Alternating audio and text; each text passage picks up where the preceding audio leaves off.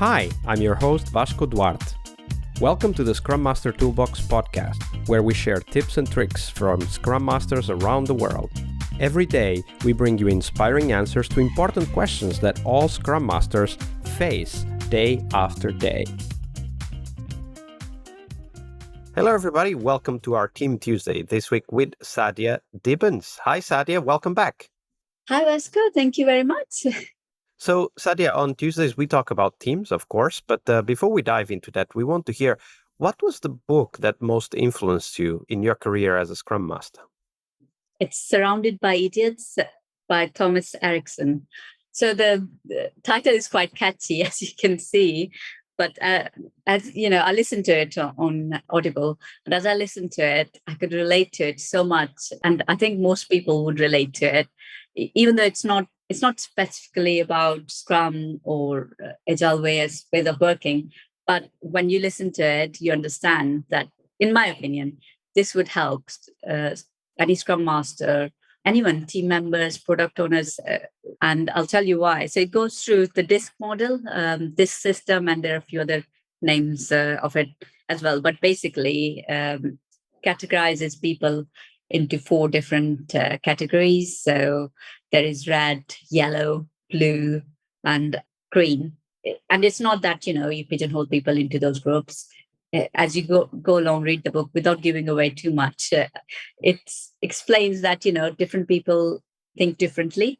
And most people are a mixture of these different behavior groups. So a majority of people are not just one behavioral type. Especially when you work in a team, when you work with people, it's really important, in my opinion, to understand how everyone else thinks. Because I'm sure we've all been into meetings and situations where you hear someone talk and you think, why are they saying that? I mean, do they not understand what's going on? You get really frustrated. This book, I've gone through the model previously as well, but just, listening to this and listening to the examples within the book, it just really helped me understand that just because someone doesn't think the way I think doesn't mean that they're wrong. And that understanding, once you get that, I think that's really powerful, because you can easily surround yourself with people like yourself, but then you will be missing out on an alternate perspective, which you wouldn't get if you had everyone the same as you. And of course, because we as Scrum Masters, the only way we work is with other people that think differently, because the Scrum Master, or the people that naturally gravitate to the Scrum Master role, have a specific type of personality model. And that's not repeated everywhere. In fact, we know that for a fact, because not everybody gravitates towards the Scrum Master role. And it's very important to understand that exactly for us as Scrum Masters, we benefit from that diversity if we can just harness it, if we can work within that diversity. That is it. You've said it absolutely right. So that was definitely a great recommendation. I'll put the link in the show notes so that people can go and read that book. But now we turn our attention to teams and, where all of those personalities mix. And it's not always easy when many different and quite maybe even opposed in terms of spectrum personalities mix. It's not easy to work with teams. And sometimes, as we know, the teams start developing this kind of behaviors and patterns that just, they spiral out of control and eventually cause problems. And that's the story we want to hear from you today, Sadia. Tell us a story of a team, tell us a little bit about their context, but then describe for us those tiny little symptoms that started to indicate that there was a bigger anti-pattern developing in the team, and tell us how that happened. Okay, so this, I think, happened probably 10 years ago. I was working with a team, and just on paper, everything was perfect. We were going through all the Agile ceremonies. We were following a Scrum model, and everyone was doing what they were supposed to. Now you would think, okay, that sounds great. What's the problem in that? The problem was being complacent. So we were doing everything. We were going through the motions of doing all the ceremonies. We looked like on the floor, we looked like we were collaborating, but nothing new was happening. It was, okay, yeah, we have to go through this ceremony. We have to go through the retro. but nothing exciting was happening at all. So can you give us an example of what you expected there to be happening that wasn't?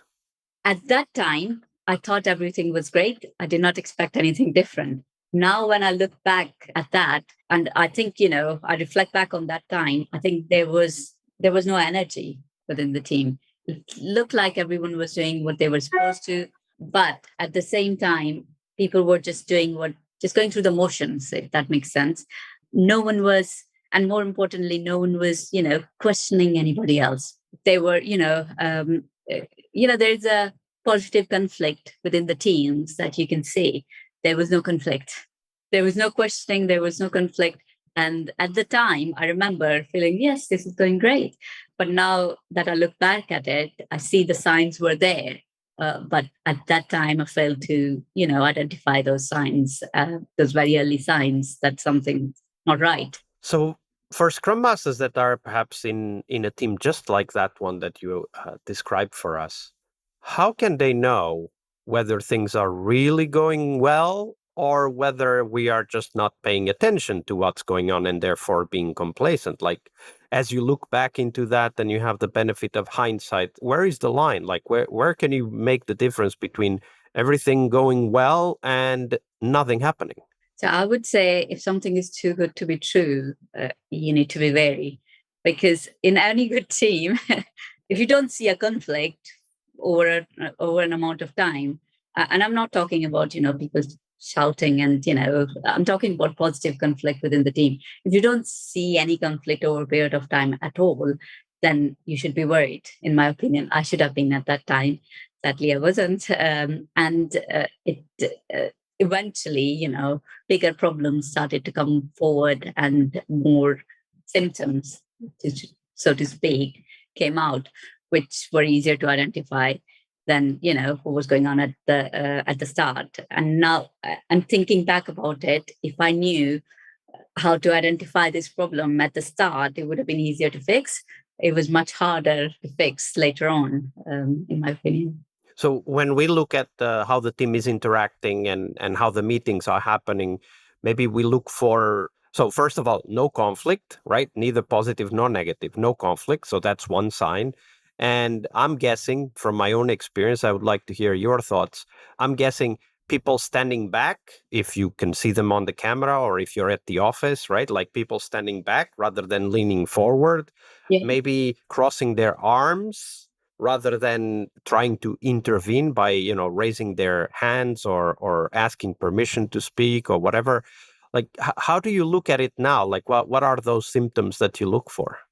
Absolutely right. This is, the body language is really important. I know it's a bit more difficult with the remote working, but, if you have your camera on, you can still see the differences. If you're coming in new to a team, it's a bit more difficult. But if you have been with a team and you have seen how they normally work, it's easier to start to spot those differences. One thing you would see is people will stop raising concerns. In your retrospectives, people will be quieter than usual. And that would normally be if someone has already raised some concerns and nothing happened about it. They will naturally give up and think, what's the point of raising anything if it's not going to get fixed? And that was another sign that people had stopped raising any concerns. Everything was great. What went well, lots of things went well. What can we improve, or what didn't go so well? Not so many, or maybe one or two. But usually in that team beforehand, people were raising concerns. We were going through, okay, let's look at how we can solve this. And I think that's a key. If people stop talking, if people stop raising concerns, it's not always, well, most of the time, it's because they've given up, not because everything's honky-dory. Does that make Absolutely. So when people don't see anything to improve, obviously, at some point we have to accept that it's not because everything is perfect.